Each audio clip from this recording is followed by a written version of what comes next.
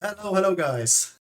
This after way too long break, we're finally back with a new server tour. So, yay!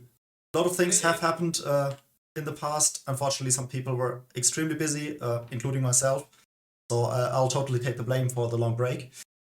But yeah, we got some things to show, and in fact, with this tour, probably two parts. We want to wrap up what we've been doing in 1.12 before we will update fairly soon. So it's pretty exciting. And yeah, well, I mean, 1.12 updating from 12 was certainly a border. And in this tour, we will definitely hit some borders, go beyond some borders, shatter them, and well, all that SciCraft style. So yeah, let's head for it. Woo! Alright, just made it briefly to the end, and well, getting to a border takes quite a long time, but we like to do things fast, so let's just jump into a slightly normal portal. Or maybe not so normal.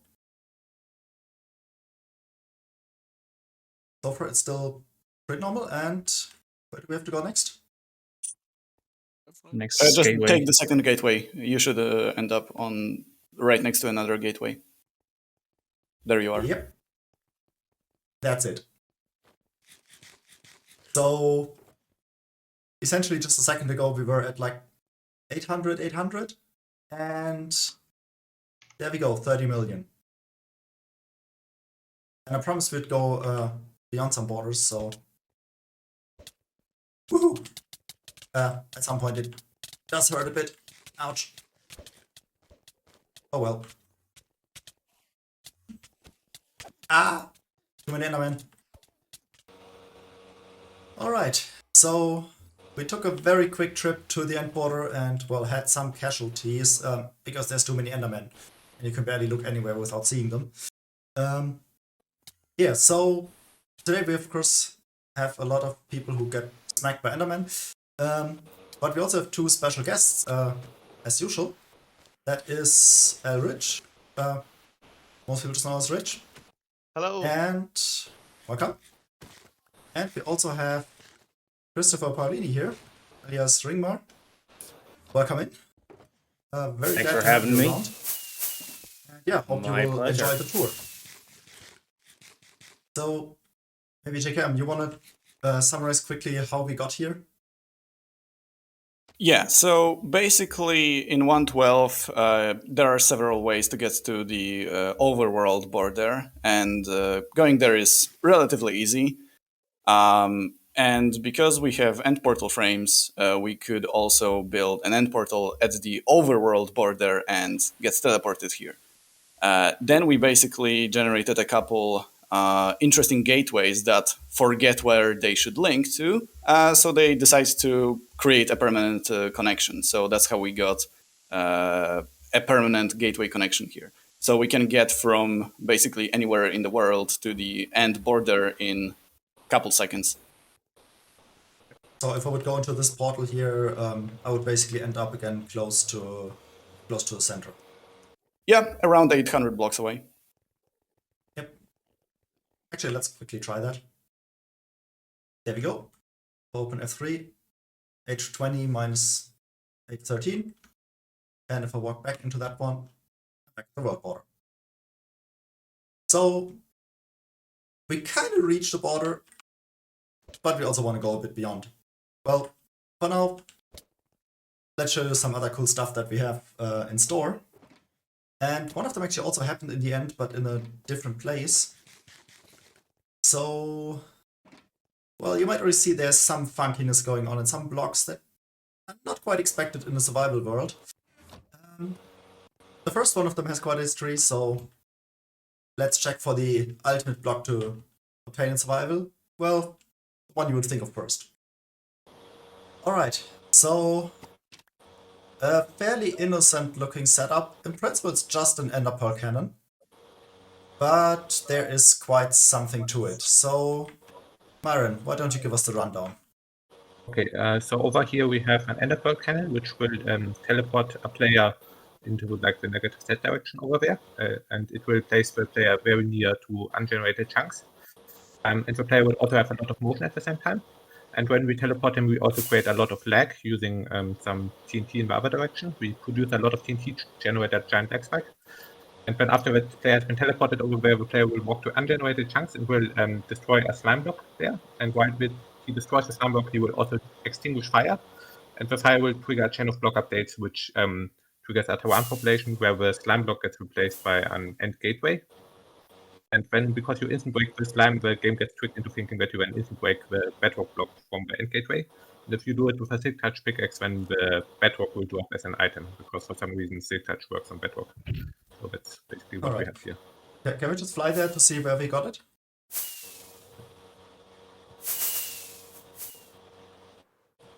Oh, it is fairly close. Yeah. Okay, so we have to make sure we don't populate it too early. Well, actually, the world is generated in 2 steps. There's basic generation, and then certain features are added as a population step. And what you can see here is, well, I guess the fire was here on the netherrack block.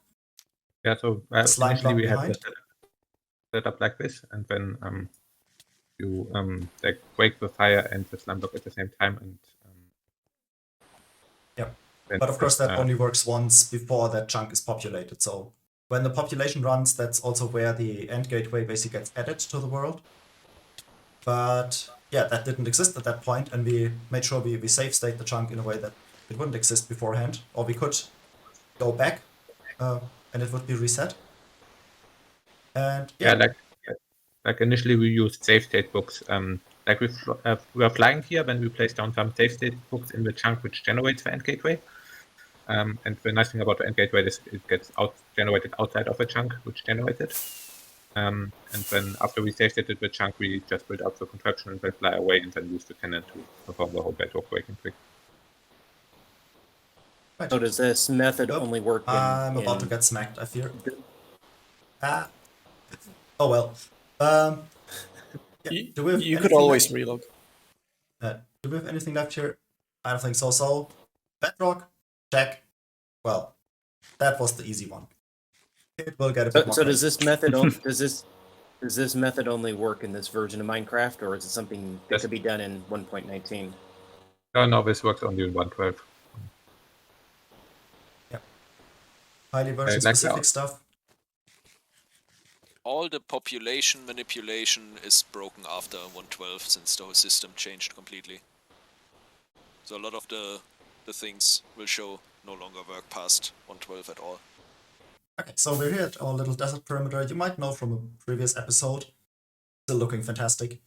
And if we head out here, just down the road, there is some more stuff coming up.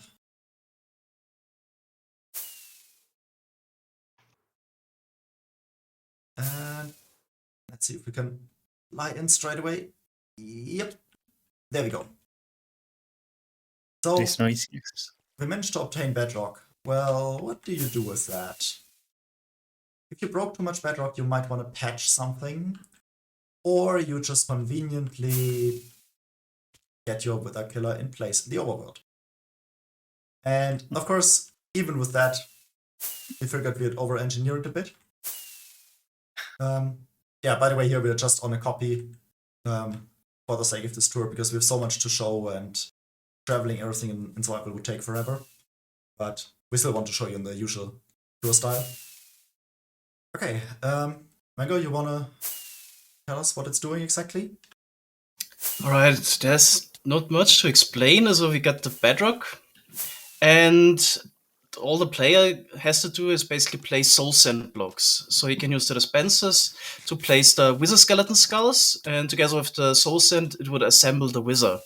Now, yeah, of course, the limiting factor is, of course, one player that has to place the soul sand. We do that really quickly. So there's a setup that allows the player to place approximately, I think, 50 soul sand per second, so roughly 2.5 per tick. And all of the soul sand is then just distributed to, I think it was 10 of those bedrock-based wizard killers. So they just basically get summoned inside of the bedrock, and then either die by suffocation damage because they get damaged by the bedrock, but after a while there's so many wizards in there that they mostly die by entry cramming. And then below we got hopper minecarts that would pick up the nether stars and send it to a storage. Yeah, that's pretty much it. If this is ready, somebody prepared, we can just run it, I guess. But it makes a hella noise. Oh, well, let's get loud. Okay, I think Panic is ready. I turned it on, yes. It takes a while to Okay. start, I think. Yeah. What do you need that many nether stars? Well, get to that later, I guess. Free storage space from the Wither Skulls. We had too But there we go. soul sand. Okay. So Panic is actually using a clicking script to be able to place the blocks that fast. There we go. Holy heck, that is flickering like crazy.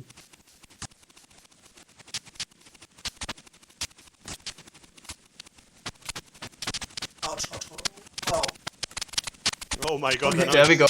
I'm getting smacked around even though I'm nowhere close to the withers. Wow. Hey guys, can you hear me? Yes. No. What you say? It's too loud here. Alright, I'm gonna What? stop it for now. Holy heck. Poor withers. Absolutely mental. Just the withers assembling the explosions are so crazy already. So how many withers does this kill per hour? I think it was 54,000. Yeah, 54. So that's over 150,000 wither scouts that you blow through in 1 Yep. hour. How do you get that many wither skulls? With a very fast wither skeleton farm. But This with is a the skeleton most- farm is definitely the limiting factor here. Yeah. Yeah. That and the this- soul sand actually, like the Oh, soul sand. soul sand can be farmed, right? Yes. Yep. Gathering soul sand in this version is quite painful. So what are we gonna do the next 3 minutes until they're all dead? We can fly around and Enjoy check the out the sound. decoration a bit. Yep. There are the dragon, for example. Exactly. So Okay. every now and then we also like to build some other stuff without much function, but I think that actually looks pretty cool. I think Fox, you built the dragon, right? Yes. So That is the most insane wither killing machine I've ever seen. That is just mind-boggling. Thanks. In case you need 54,000 beacons per hour. Who doesn't? Happens. I like Yeah. it sometimes that you need like 5,000 beacons. Man,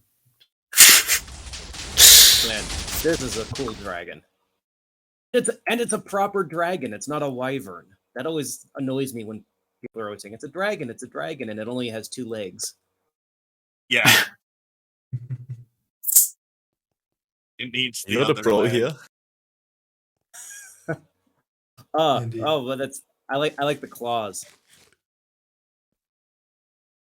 Redstone. You wanna tell them how you made it, folks? So, what I did is I searched for 3D files, found a good one, and then converted that into a schematic file for Lightmatica. Pasted that, and then I had to rotate it a couple of directions, and it was all snow. So I had to go in and paint it and model it more by hand and set it up and do a couple more design aspects to get it so it worked well in Minecraft. Then built it up here on SciCraft. Wow. I love the use of the red nether brick. For some reason, people don't use that very much. Yeah, it's a super cool block. No, here it's definitely a great fit. Underrated. It's awesome.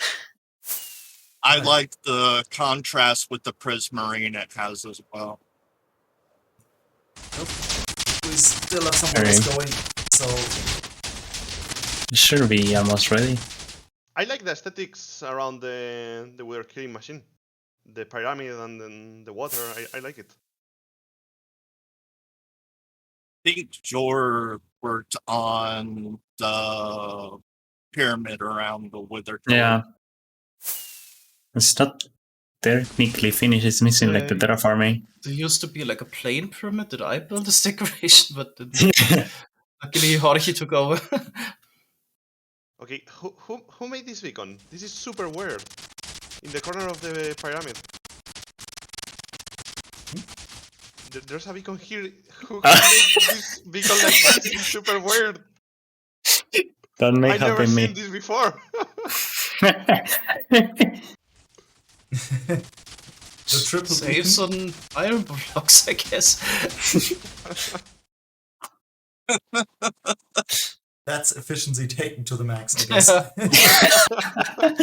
Keeping out on It's how many? only 4 iron blocks, dude.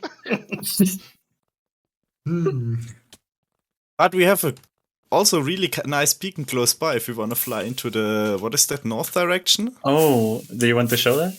We can quickly fly there, the withers are still dying. It's Okay. like 300 blocks Just- away from here. You set up a what? It's like the flex beacon. Oh yeah, it's the beacon. A gold block. Yeah, it's a Yeah. small gold block. For some reason the game thinks it's a full beacon, but it's only one block. Yeah, Pretty weird. we should make a giant beacon. Oh, that is ridiculous.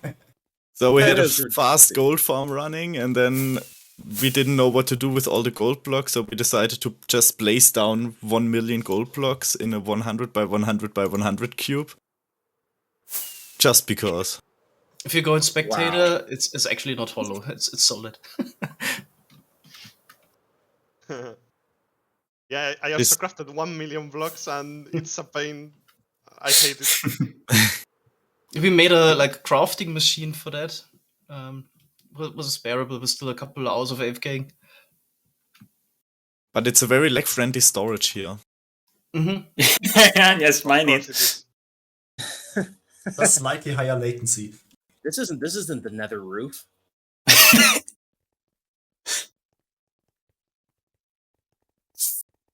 Oh yeah, we are kind of in a 1000 by 1000 nether perimeter without a nether roof. Of course. This is so insane. It's just convenient empty space. Alright, so we're now in our big nether perimeter where we removed the entire bedrock ceiling. Well, it's nice and dark there. So, yes, that's not the nether ceiling, that's the floor. We're down by 5. Convenient open space, not much use, but there's something nice on the other side. So let's hop through.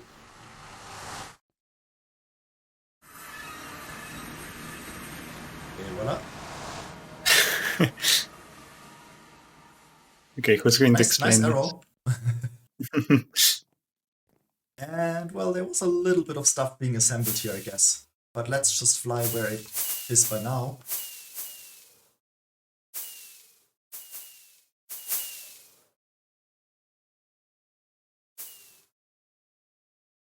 Nothing too suspicious yet.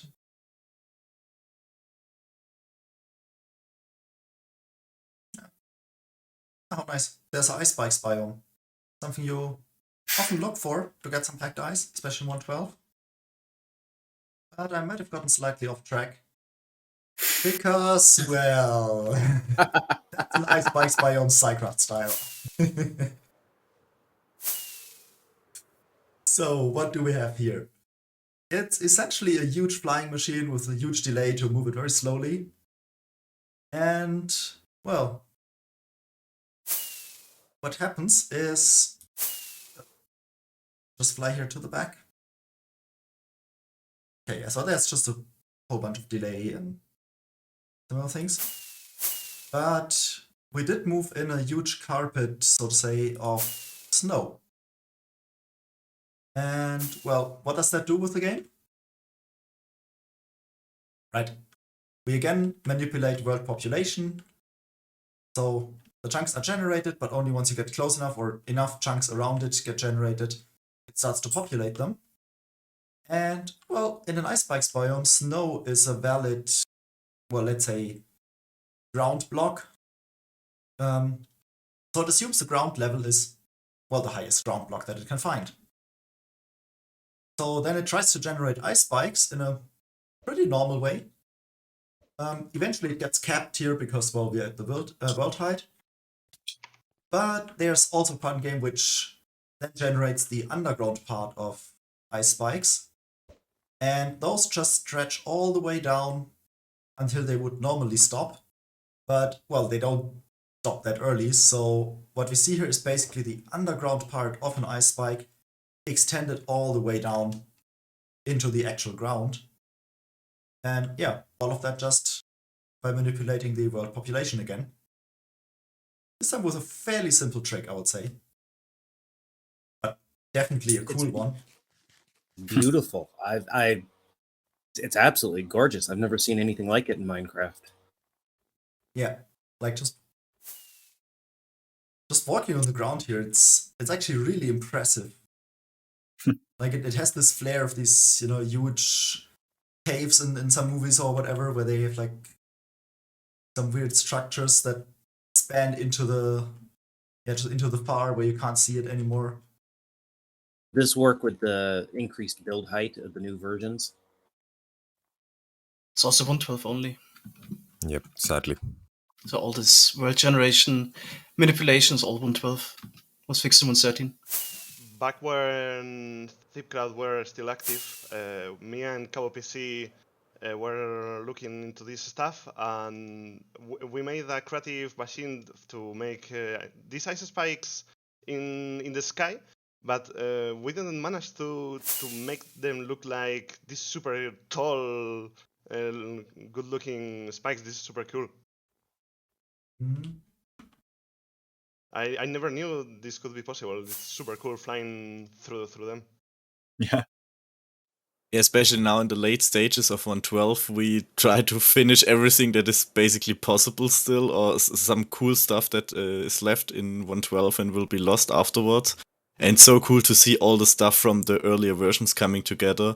Like, so many people worked on so many concepts, and now, like, especially in this tour, you will see a lot of things that use concepts since 2015 or so. Yeah. All coming together in, like, the final stages, yeah. I mean, if you would have kept playing 112, this would actually also be useful to get a lot of packed ice, but of course, with the crafting recipe in later versions, we won't mind it. Yeah. No, I think just keeping that for the sake and for the looks of it.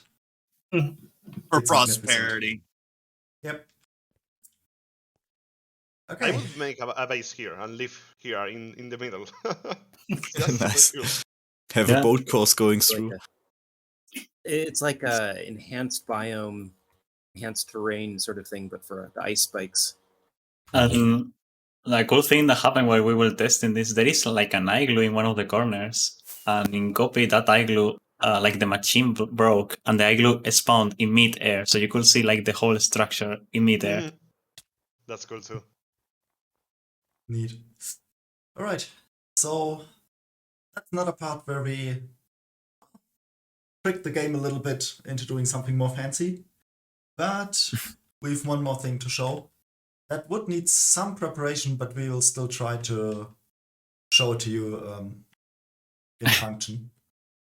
And, well, that's just gonna say it's gonna blow your head off. All right. We arrived at the next place.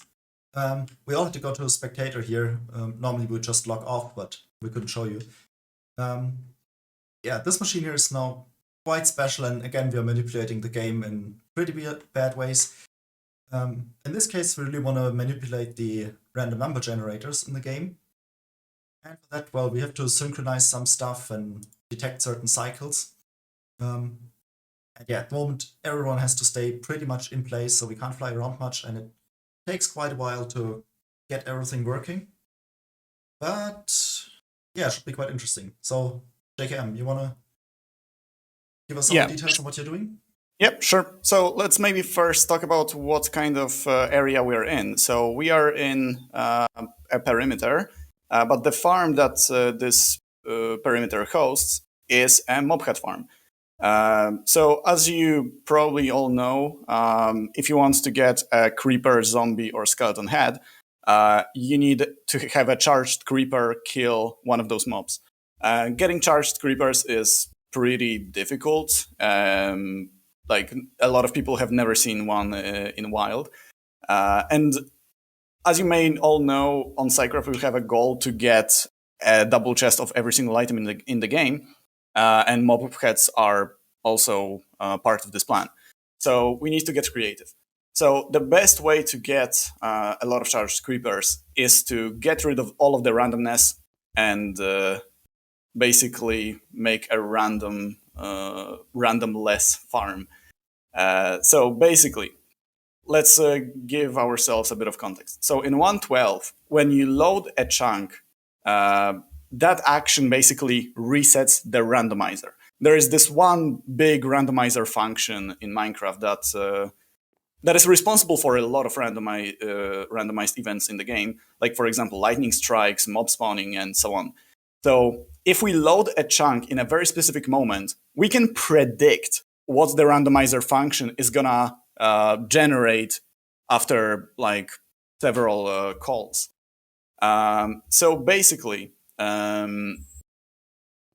actually now, since the clocks are synchronized, we can fly to the actual machinery. Still in spectator, you should still stay in spectator. But yeah, right here we have the machinery responsible for that. So this big repeater delay is synchronized to the autosave cycle. So every 45 seconds, we activate this black repeater line, which will load a chunk every 8 game ticks, or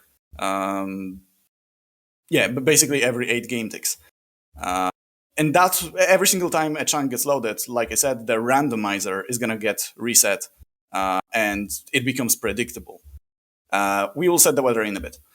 So basically, as you can see, we also have a bunch of dispensers dispensing items. That is also necessary to get the correct location where the lightning is going to strike. So yeah, we can reset the randomizer, we can predict the randomizer, and we can also manipulate the randomizer so we get the outcome that we want. And we want the lightning to strike very close to us, so we get the charged creepers, right? So if I now stand here and align myself exactly here, and if... Okay, hold on, this might take a bit. I would like everyone to fly back to me so the machine can activate the chunk loading correctly. Okay, so normally we would also manipulate the weather itself with a bed that is like up here, if you can see this. Yeah, right here we would have a bed, but the setup will take literally 21 minutes. So instead of me sleeping in a bed, we're just gonna set the weather to thunder, since we are on a copy server anyway. And we don't want to waste our time because, like Ragu said, we have a lot of destinations to see. So if I set the weather to thunder, we should start seeing lightning, and something is incorrect because the lightning is striking an incorrect chunk. I may have to relog, hold on.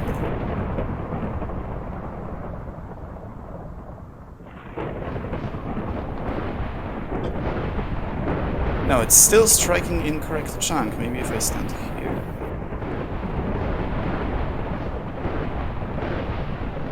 Okay, so it's probably because there are so many people online that the lightning is striking in a wrong place. Like I said, it's very sensitive. Like, if there is anything that is calling the randomizer function that we didn't predict, all of the randomness is going to be completely messed up. So probably because we have so many people, the lightning is striking in a different chunk, but you can generally visualize the concept. We have a lightning strike a specific chunk every 8 game ticks, and so in normal circumstances, this lightning would strike the red stained glass chunk, and basically, we also have creeper only and general mob farms. So basically, the player stands here, lighting up the charged creepers with flint and steel, and then the creepers fall down and blow up all the mobs down there.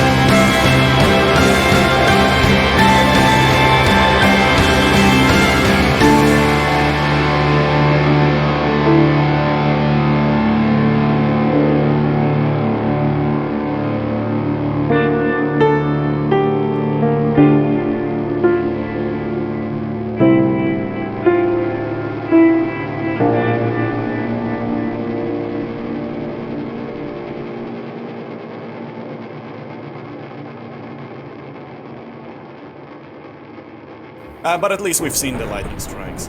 Yeah. Okay, Okay. got to see it strike a single chunk repetitively. So Yeah. It probably something got shifted in the player chunk map. Like usually we would have only a single player in the overworld running this farm. didn't we discover lightning RNG by building large perimeters and then discovering that during certain times Basically, yeah. it was striking just a single chunk, and we Yeah, It was first discovered that's by actually kind of accident. interesting. So in this, we are in this lightning region, and if there was just thunder, and basically when we were making the setup, like I could literally just fly east, and I would be spammed with lightning without even the setup being there. Yeah, we can see it right now. Yeah. If I stop, it stops, and if I continue flying east, a lot of lightning strikes and strike again. It's honestly a miracle that it took so long for RNG manipulation to be discovered. But it did, and I'm so glad it was discovered. Okay, shall we continue, or do you guys have any more questions? I have a very mundane question compared with the glory that is this insane machine. But what's with all the glitched repeaters and rails and redstone here? Oh, they are not glitched. They are placed on top of barrier blocks. So you've already seen that we have end portal frames, right? But we also have barriers and command blocks and quite literally everything. So Panic decided to use a couple of those illegals in here. Is there any advantage to using them, or do they just act like a regular building block? You can see the creepers going through. Okay, basically, there is like an unspoken rule. If you have barrier and bedrock, you use barrier and bedrock. It's basically like using glass, but glass can be pushed by the slime blocks. So we use barrier blocks so you can actually see the creepers going through the mob conveyor. Yeah. It's nice for visualizing the farm running, but it's very annoying for modifying the farm, not gonna lie. How do you even remove remove them? With basically any known bedrock breaking method. So we would either use pistons or dragon eggs in 112.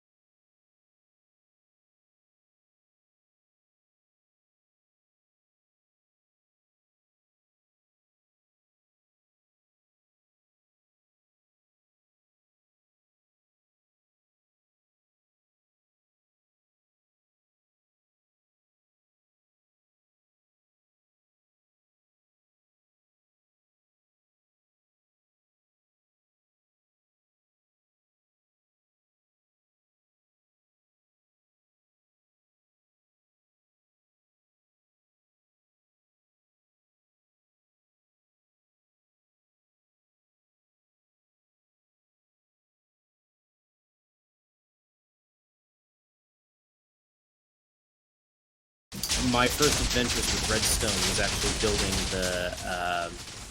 the salt cobblestone generator and blast chamber that Mango you posted on your channel. And I didn't know that you couldn't unload redstone while it was running. And, so I started that up, and I thought, I'm being so clever, and I left to go do something else in my Minecraft world, and I came back, and the whole thing had blown itself up. Yeah, pushed out. that's the classic. Happened 3 times before I figured out what was happening.